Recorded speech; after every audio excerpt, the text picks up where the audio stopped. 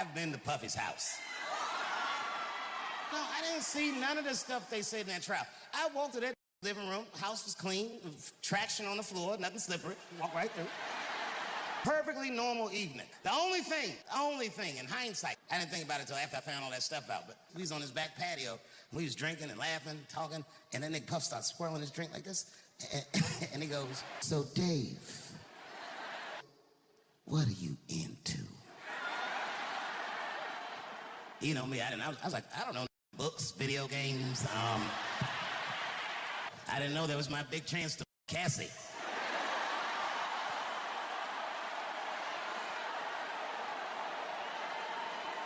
I'm not making light of her. What she went through was terrible. But remember, because they kept showing this video of him beating her up in a hotel hallway, which was a terrible video, but he wasn't on trial for that. If you remember, he paid her for that before the federal charges ever came up. He paid her $35 million, is what I heard, which doesn't make it right, but I mean, come on. I do know they have fought Floyd Mayweather for less money than that. And then they had to fight for 36 minutes.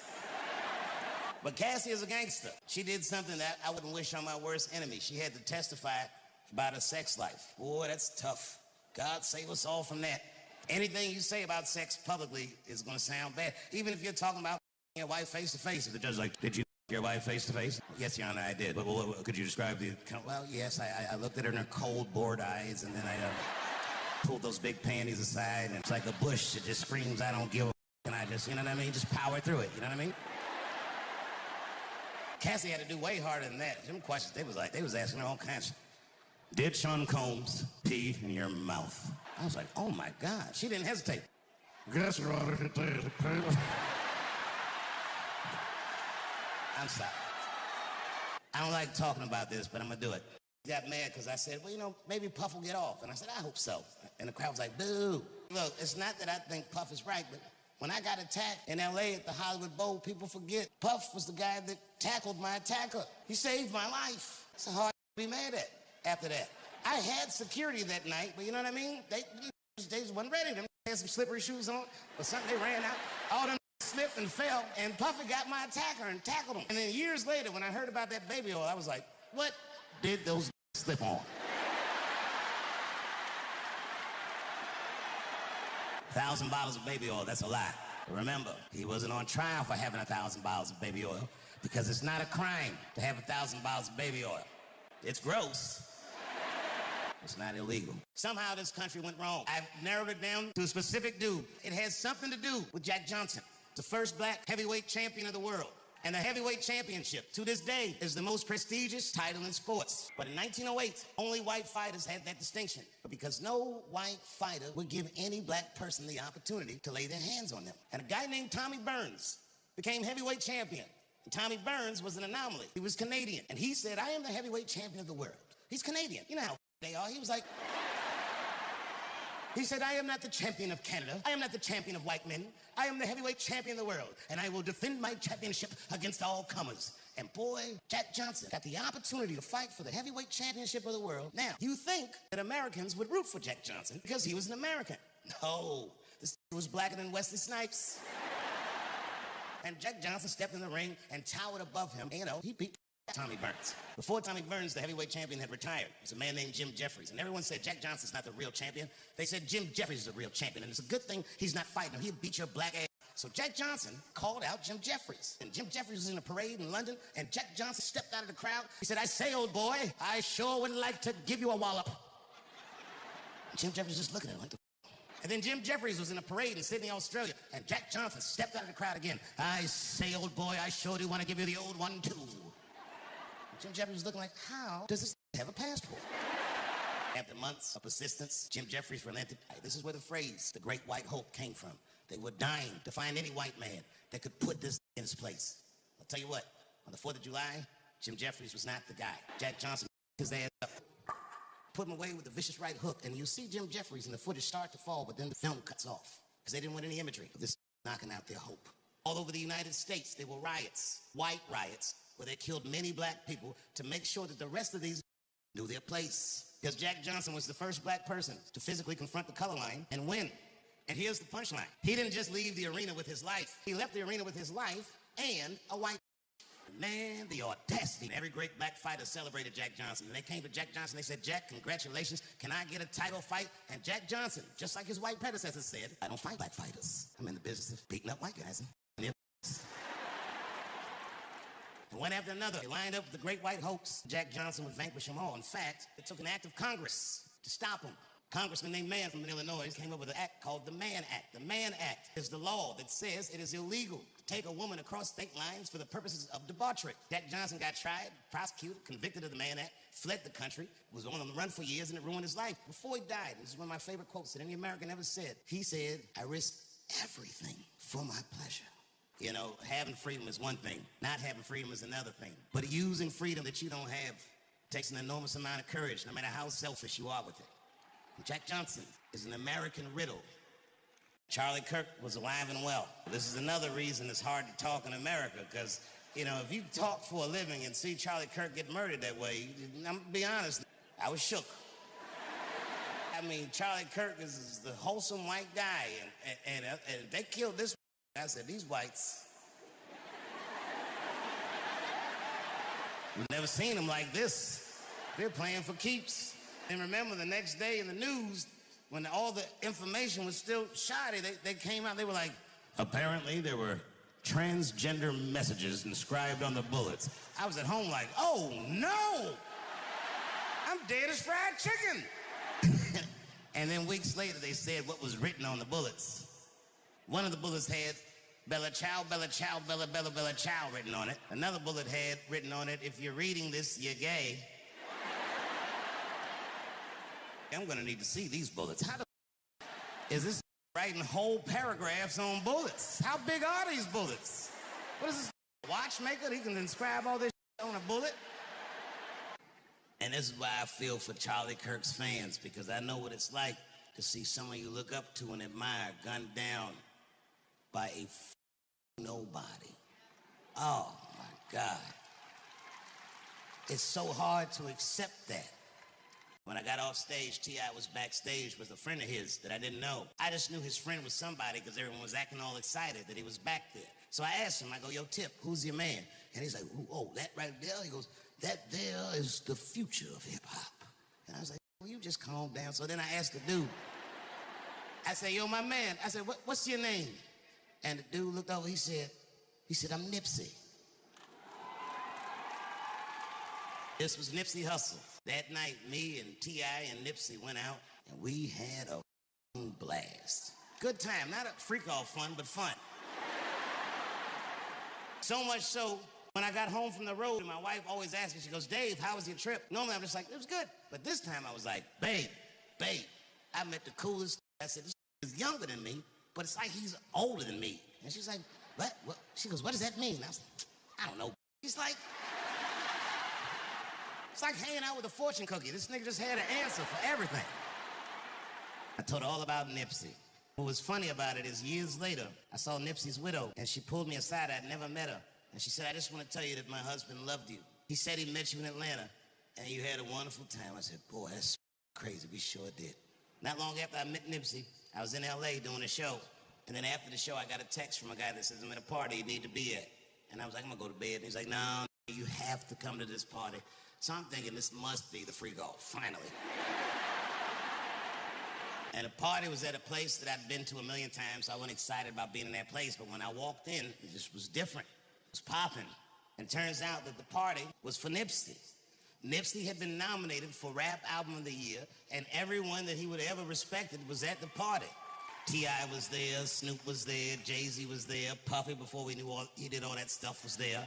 I was there, on and on and on. And as good as the party was, when I was partying, I was having fun, but I had a pit in my stomach because it reminded me of the 90s. And you can believe me or you cannot believe me. I'm just telling you how I saw and how I felt. They had the FBI lights up. I just felt like, man, this party's under surveillance, but I didn't think too much of it. And then I went back home to Ohio, and I was taking a nap, and my wife shook me awake, and she had tears in her eyes, and she said, David. I said, what's going on with you? She said, your friend is dead. And I'm old now, so I'm like, you're gonna have to be more specific than that. I know it's with gout. But it was Nipsey. And this is why I feel for Charlie Kirk's fans, because I know what it's like to see someone you look up to and admire gunned down by a fucking nobody. Oh, my God. It's so hard to accept that. I love hip-hop music. I love many of the people that make that music. They taught me things and showed me things that I'd never seen for myself. Good things. For example, I was in Atlanta, and a rapper named T.I. called me up. Now, at this time, I didn't know him well. I know him better now, but I knew him well enough that he'd have my phone number. And then he called me up. He was like, Dave, I heard you was in my city. He said, I want to show you the real Atlanta. I said, yeah, let's go. He said, meet me downstairs in your hotel valet. So I went downstairs. I thought he was around, but when I went down there, he was outside in the valet, sitting in a purple Phantom. This car must have been $1.5 million. Beautiful purple color with ivory white seats. It's the kind of car that you gotta have a chauffeur to drive, but for some reason, this was driving it himself. And I didn't ask no questions. I just jumped in the car, and man, he showed me Atlanta. Everything. Outkast and them started rapping over there, and Future used to play in the playground over here, and then he sold the car up and he pointed to a house and he goes, and Martin Luther King grew up in that house right there. And he raised his children over here. And that's the church he preached in over there. And then we stopped at a red light and these little black kids rushed the car from the side of the intersection. These kids in Atlanta, if you know, they're called the Water Boys. Their whole hustle is they sell water to people who are stuck in that hot Atlanta traffic. I didn't know that. I just saw these young running up on the car, so I locked the door like that.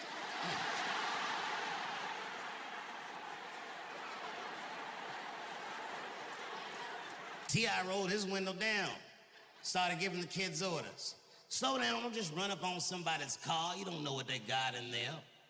And smile so you look less threatening. And remember your manners. Yes, sir, no ma'am, please, thank you. That'll keep you alive.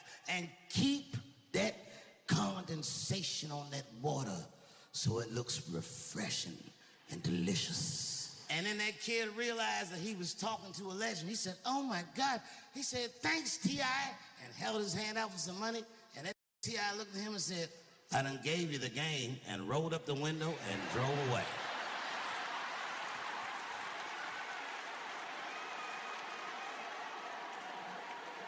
Without question, all of us, individually and collectively, are living through some sort of a conspiracy, I'm sure. That feeling you have that something is wrong, or you might feel like, hey, am I right about this? Am I crazy? No, you're not crazy. This thing you're feeling, I'm telling you, I feel it too. But here's what I suggest. If you don't know what the conspiracy is, then just say that. I don't know is an acceptable answer. In fact, if you don't know, it is the best answer. But all this guessing out loud about what the conspiracy is, I'm begging you, please, shut up. You're gonna make everybody sick that way. You can say, I feel. You can say, I think, or I suspect, or it looks to me like, but please, please stop saying you know. Because in times like this, the last person I trust is that's sure. This is madness. I was at a Stevie Wonder show, and Stevie Wonder didn't know I was there. I was on the side stage. And this was a very special night. It was the night before Aretha Franklin's funeral. And Steve was on stage killing it, and then in the middle of his set, he started to sing a medley of all the songs that he had ever written for Aretha Franklin. And the crowd was grooving and celebrating her life, and just suddenly, in the middle of it, Stevie broke down crying, put his head down on the piano, and I could hear him sob. And I was drunk, and it hurts a man to hear another man cry. And I didn't even think about it. I was like, I must go to him. And I just walked out on stage. And you know, it's home. Like, when the crowd saw me, they started cheering. But Stevie didn't know it was me. He was looking like that falcon. And I sat down next to him at the piano, and I go, Steve, it's me. And then he smiled real big, and we started cracking jokes and singing songs. And then after the show, we were backstage, and Stevie said, I need you to do me a favor. He said, John McCain is laying in state at the Capitol. The late, great John McCain had passed away. He said, I want you to go pay our respects to him. And I said, I would much rather go to Detroit with you. And then Stevie gave me that look. He just looked like this, like, he didn't even know I was all the way over here, didn't he? So I went. The next day I went to the Capitol.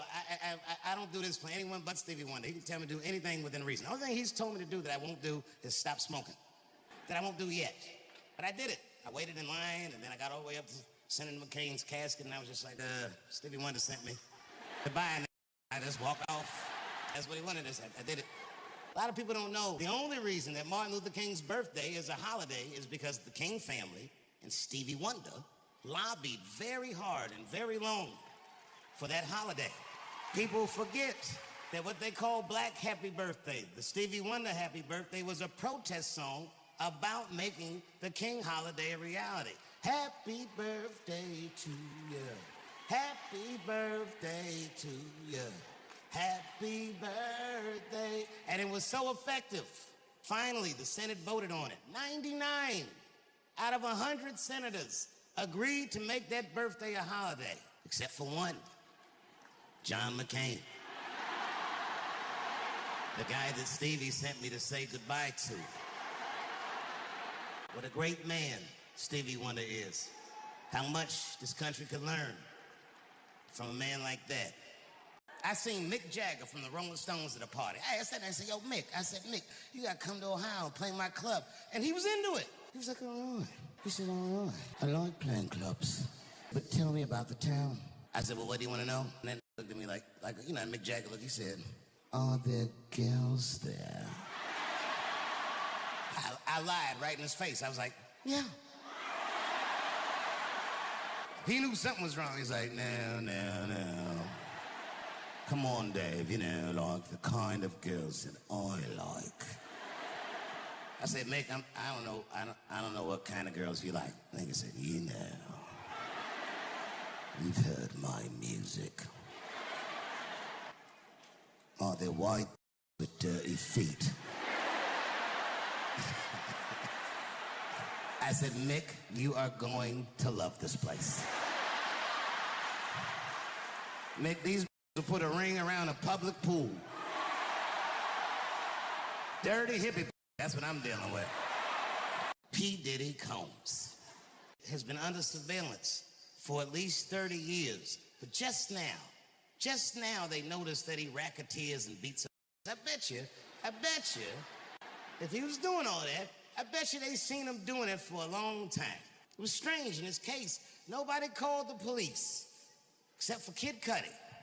And everybody called Kid Cudi a snitch, but he wasn't a snitch. A snitch is when two do crime together and one of them gets caught and tells on the other one to get himself out of the trouble. Kid Cudi was violated by Puff. He alleged that Puff blew up his Porsche with a Molotov cocktail and didn't stop there. He said he then alleged that Puff broke into his house and opened his Christmas gifts. Oh, I'd have been furious. Kid Cudi said, I can't prove that he opened the gifts or nothing, but I came in the house and he was in there and the gifts was open and it was just like, Merry Christmas, Playboy. So what was Kid Cudi supposed to do? He only got two choices. Either A, you're gonna have to do some gangster this that he's gonna have a hard time proving, or if you're not built like that, and I do not believe that Kid Cudi is built like that, your last option is B. You gotta call the police. Good for Kid Cudi. He did the right thing. I, on the other hand, I'm built like that. America's whites, they're furious. These act like because I did a comedy festival in Saudi Arabia, I somehow betrayed my principles. They said, well, Saudi Arabia killed a journalist. And I mean, look, bro, Israel's killed 240 journalists in the last 3 months. So I didn't know y'all was still counting. And I know that the people in Saudi Arabia can't say all the things that I was allowed to say. But a deal's a deal, and the king said that I could say these things. So I looked at it like I was on a diplomatic mission. I gotta bring jokes to the Middle East. Because they got all that over there, and they can't even talk about it. I said, I'll do it. Every article said the comedians themselves out to a dictator, but all the articles have my picture on it. And you know what? I can't even get mad, because, you know, to be fair, I did make more money than all of those comedians. Trump and Elon made this Doge thing and cut all those government jobs. The housing market in my hometown plunged 20% in the first quarter. And I don't mean to talk like a white. But boy, they did that, didn't they? And then when it's deployed the National Guard in my hometown, took the police department from the mayor. Oh, D.C., we don't like that. Then my governor in Ohio sent our National Guard to police my hometown. And I called these and said, I'm pulling up. These trying to take the chocolate out of Chocolate City. And then I went on Instagram and saw all the protests in D.C. and there was a bunch of white people like, not on our streets. I said, oh no, it's too late. These whites are entrenched. Not on our goddamn streets, you don't. And I came here mad, ready to fight, but when I drove through the city, it looked clean, guys. I gotta tell you, it looked clean. A lot better than the last time I was here. Today I only saw one guy take on the street. But you know what? He had a bag. Picked it up. I was waiting for somebody to do something about the homeless. You know what about D.C.? We the nation's capital, and nobody even gives a about the homeless. I'm gonna tell you the truth. I feel like I'm the only one that does. Now, y'all don't know this, but quietly, for the last 2 years, I have been secretly working with Washington's homeless, and I have spent $2 million already on my homeless project. No, don't clap for me. I didn't get them food or anything like that. I just taught these to Thriller dance. And you got a big treat coming up on Halloween, you'll see. D.C., no matter how much this government or anyone else puts pressure on you, keep your wits about you. I'm here just to remind you that we are a community and we will stay sane together. We will take care of each other and we will wait this orange out.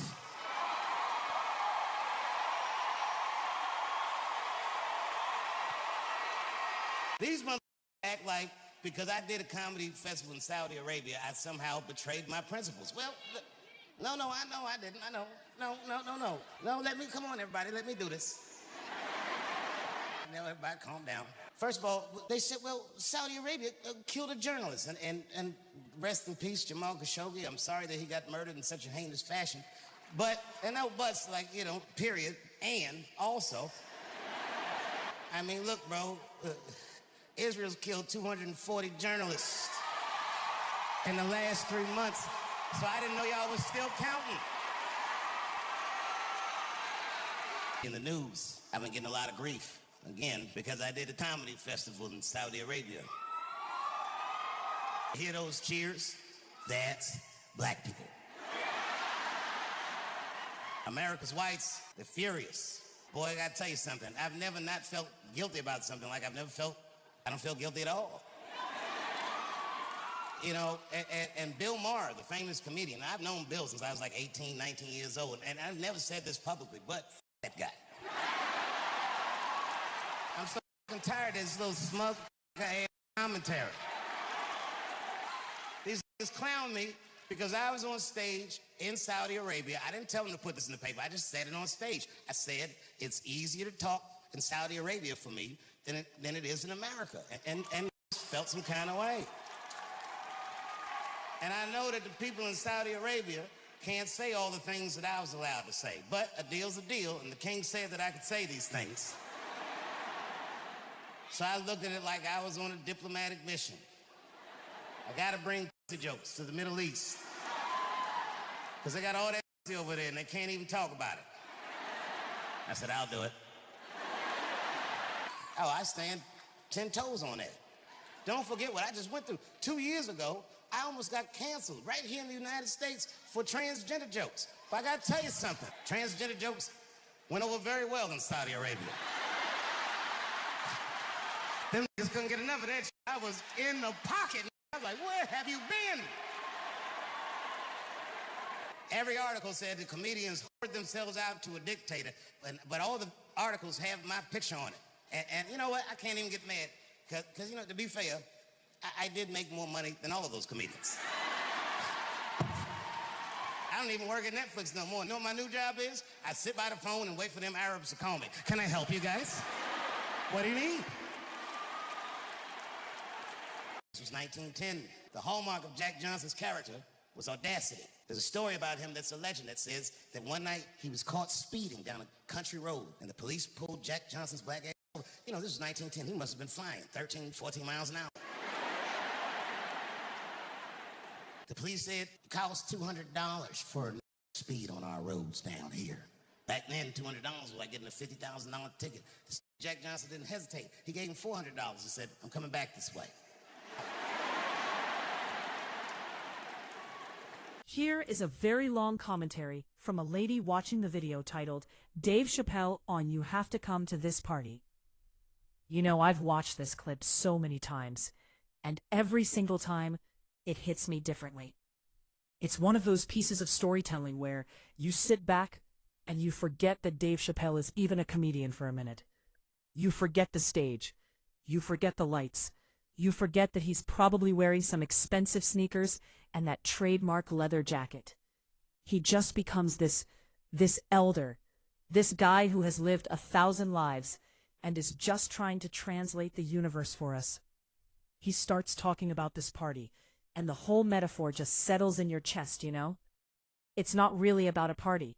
It's about life. It's about that thing that you don't want to do, the thing you're dreading, the thing you're trying to talk yourself out of. We've all been there. You're sitting on the couch, it's 10 p.m., and you're in your comfortable clothes. You've got your show queued up, maybe a glass of wine or a cup of tea. The house is quiet, and your phone buzzes, and you know who it is, and you know what they want you to do. And your soul just recoils. You think, I don't want to go. I'm tired. I'm not in the mood. I don't have the energy for these people. And that's where Dave takes us. That initial resistance. That moment where your ego, your comfort, your little bubble of safety is telling you, no, stay here. It's safe in here. He paints that picture so vividly that you can almost feel the weight of your own blanket just by listening to him. It's the gravitational pull of nothingness, and how hard it is to fight against it. But then he shifts. He starts talking about the friend on the phone, the one who's insisting, the one who's telling you, no, you have to come. You have to come to this party. And that friend isn't just a friend, is it? That friend is life. That friend is your higher self. That friend is the universe nudging you, kicking you, pulling you out of your own way. It's that little voice, the one we usually ignore, that says, this is going to be important. You're not going to want to miss this. And what I love about his storytelling is how he captures the journey. It's never easy. You don't just snap your fingers and say, all right, let's go. No, there's the grumbling, there's the getting up slowly with a sigh that feels like it's coming from the bottom of your feet. There's the moment you look in the mirror and you're annoyed that you have to change. You're annoyed that you have to brush your hair. You're annoyed that you have to exist in the world outside of your front door. He makes you feel the reluctance in your bones, the absurdity of it. Like, why am I doing this? These people don't even care if I'm there. That internal monologue is so real. It's the story we tell ourselves to justify staying small. We convince ourselves that our presence doesn't matter, that we're just background noise, that nobody is really waiting for us. And then the transition happens. The walk to the car, the drive over, the parking situation, which in Dave's world is always a whole other adventure. You're still in a bad mood. You're still rehearsing what you're going to say when you leave early. You're planning your escape before you've even arrived. We do that, don't we? We go into new experiences with one foot already out the door, ready to retreat at the first sign of discomfort. But then, you walk in. And Dave describes that moment of walking into the party.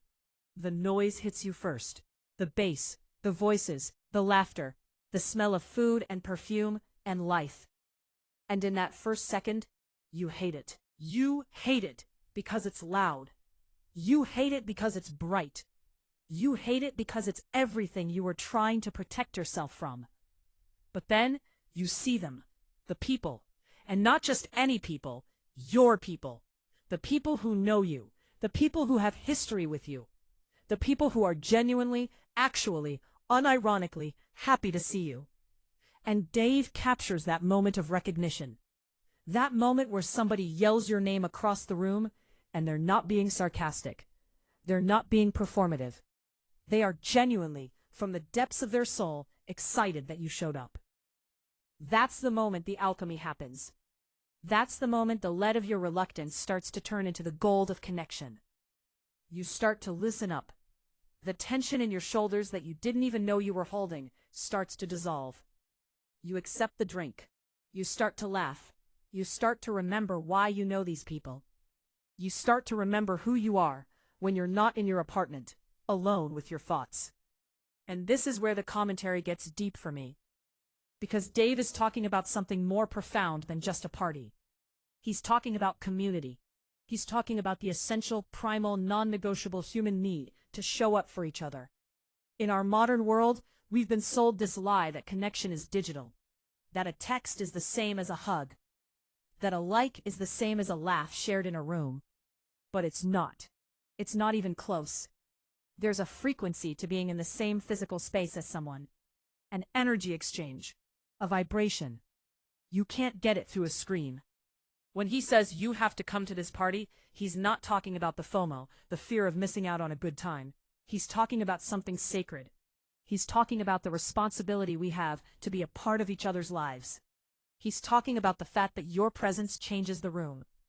You don't get to decide whether or not your presence matters. It just does. You don't get to opt out of being a part of the collective energy of your people. When you're not there, there's a hole. And maybe you don't feel it because you're at home in your sweatpants. But the people in that room feel it. They feel your absence as a tangible thing. And Dave, being the genius that he is, he doesn't just leave it at the warm, fuzzy feeling of arriving. He takes it further. He talks about the party going late. He talks about the conversations that shift from small talk to big talk. The kind of conversations that only happen after 2 a.m., when the guards are down, when the music gets slower, when the lights are lower. The confessions, the jokes that make your stomach hurt, the arguments that end in hugs, the moments of vulnerability that forge bonds that last for decades. He's talking about the texture of life, the messy, chaotic, beautiful texture that you cannot get from a highlight reel. You have to be in it. You have to be willing to be uncomfortable. You have to be willing to be tired the next day. You have to be willing to be a little bit hungover, a little bit broke from the Uber, a little bit raw from the emotional conversations you had in the kitchen with someone you haven't seen in 5 years. There's a part of the commentary, and I'm just speaking from my own heart now, echoing what I feel when I watch him, that speaks to the cost of isolation. We think we're protecting our peace by staying home. We think we're being wise, being mature, being low maintenance. But really we're just starving ourselves. We're starving our spirits of the very thing they need to survive, which is connection. We're so afraid of being drained by people that we forget that people are also what fill us up. And Dave knows this because Dave left. He left fame. He left the party of celebrity at its absolute peak. He went to Ohio. He retreated. And he came back with the wisdom of a man who realized that you can't just opt out. You can't just go live in a quiet town and expect to be whole. You have to re-engage. You have to come back to the party, even when you don't want to, even when it's scary, even when the spotlight is too bright. You have to come back, because that's where the life is. The beauty of his delivery is that it's not preachy. It's not a lecture. It's a story. He's not telling you what to do. He's just telling you what happened to him, or what happened to a friend, or a story he heard. But you know it's true.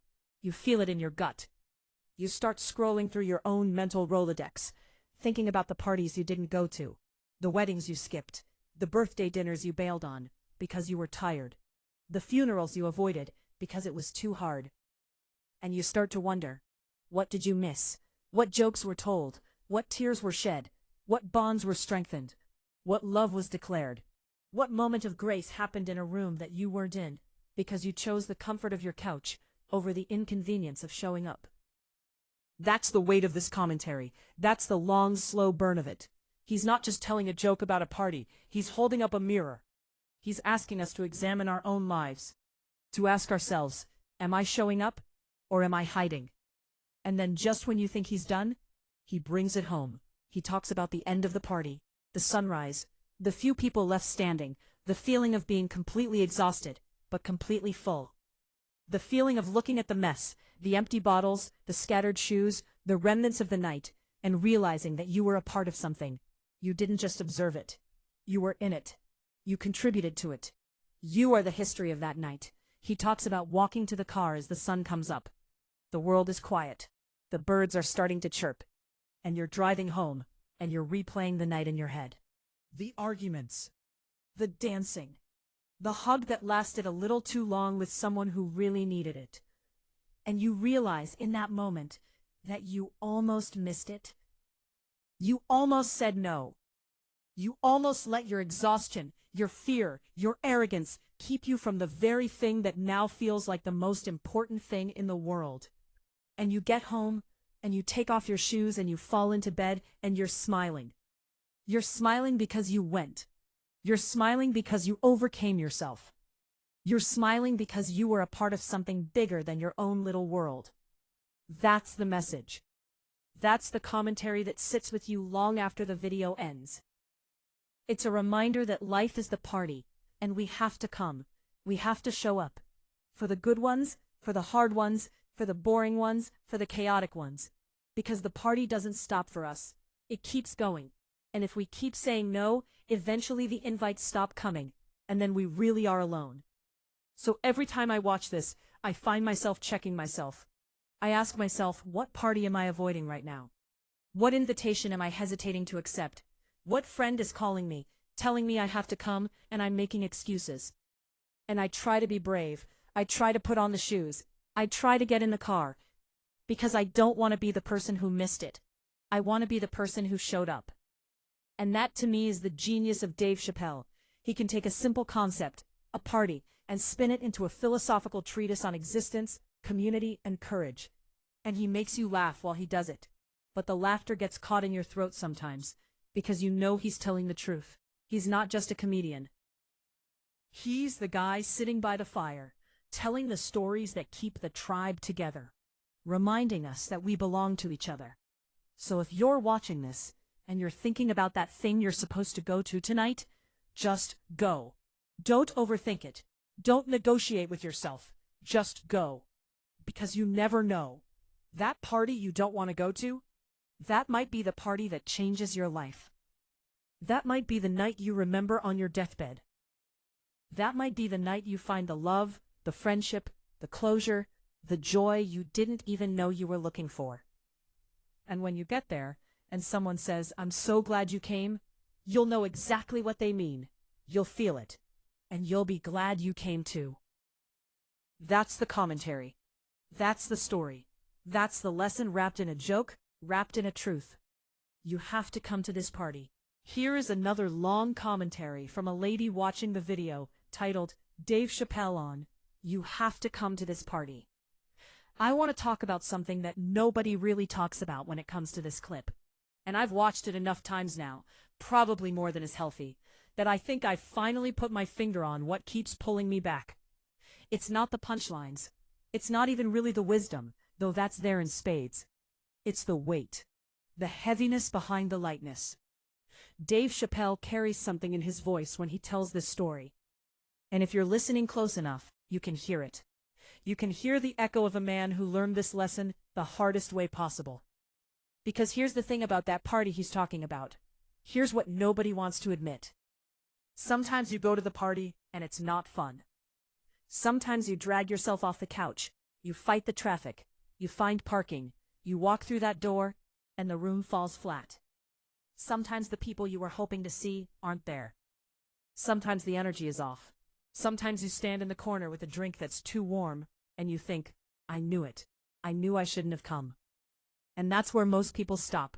That's where they let the story end. They use that one bad experience to justify the next 10 times they say no. They build a fortress out of their disappointments and call it wisdom. But Dave doesn't stop there. Dave knows something deeper. Because Dave has lived something deeper. You have to understand who is telling this story.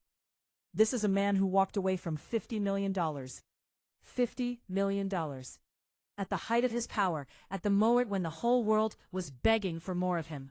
He got on a plane and he left. He went to a small town in Ohio. He lived on a farm.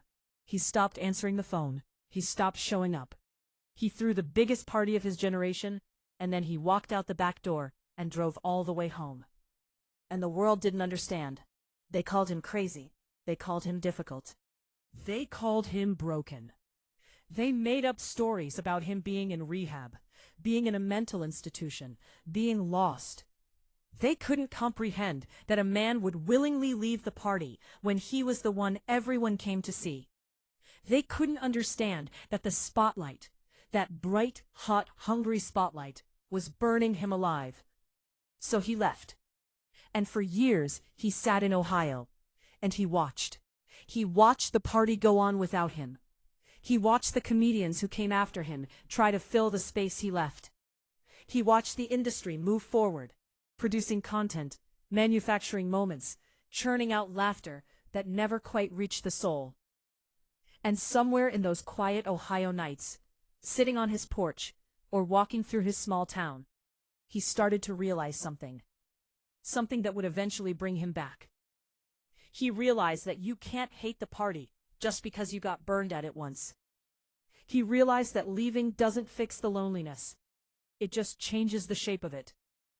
He realized that all the peace in the world, the quiet streets, the anonymity, the slow mornings, it doesn't mean anything if you're not connected to anyone, if you're not showing up for anyone, if you're not letting anyone show up for you. That's what I hear in his voice when he tells this story. I hear a man who knows exactly what it costs to stay home. I hear a man who tried the other way, the solitary way, the safe way, the way where nobody can disappoint you and nobody can hurt you. And he found out that it's not a life, it's a waiting room, it's a holding pattern. It's a slow, quiet death, dressed up in comfortable clothes. And so he came back. Not because he needed the money. Not because he missed the fame. He came back because he missed the people. He missed the messy, complicated, exhausting, beautiful chaos of being in the room with other human beings who know you and see you and need you. He came back because he realized that the discomfort of showing up is actually the price of admission to being alive. There's a moment in the clip that gets me every time. It's when he talks about the friend on the phone, the one who calls and says, "You have to come." Dave doesn't tell us who that friend is. He doesn't give us a name or a backstory. And I think that's intentional. Because that friend is different for every single person listening. For some of us, that friend is our mother, calling to say we haven't been to Sunday dinner in 3 months. For some of us, that friend is our childhood best friend, the one we've been avoiding because we don't want to admit how far we've drifted. For some of us, that friend is our own heart, the part of us that still believes in connection, even when the rest of us has given up. And when that friend calls, we make excuses. We always make excuses. I'm too tired. I'm not feeling well. I have to work early. I don't know anyone there. I won't know what to wear. I don't have the energy for small talk. I just need one night to myself. We have 1,000 reasons, and all of them sound reasonable. All of them sound responsible. All of them sound like the right choice for a mature adult who knows how to set boundaries. But here's what Dave is telling us, underneath all the jokes. Here's what he's whispering between the punchlines. Boundaries are important. Rest is important. Solitude is important. But not when they become a wall. Not when they become a way of life. Not when you start using them to keep everybody out. Because the same wall that keeps out the drama also keeps out the love. The same boundary that protects your peace also protects you from joy. And you can't have one without the other. You can't build a life that's only comfortable and expect it to also be meaningful. I think about this all the time now. I think about the invitations I've turned down. The ones that felt so easy to decline in the moment. The birthday party that was 45 minutes away. The gallery opening that sounded pretentious. The potluck where I didn't know anyone except the host. The road trip that required taking 2 days off work. The funeral That meant facing my own grief in a room full of people who were also grieving. I said no to so many of them, and at the time, it felt like self-care. It felt like honoring my limits. It felt like protecting my energy. But now, years later, I look back and I see something different. I see a pattern. I see a life that got smaller and smaller with every no. I see a woman who was so afraid of being drained that she forgot she also needed to be filled. I see someone who mistook isolation for peace and ended up with neither. That's what Dave's story does to you. It cracks you open.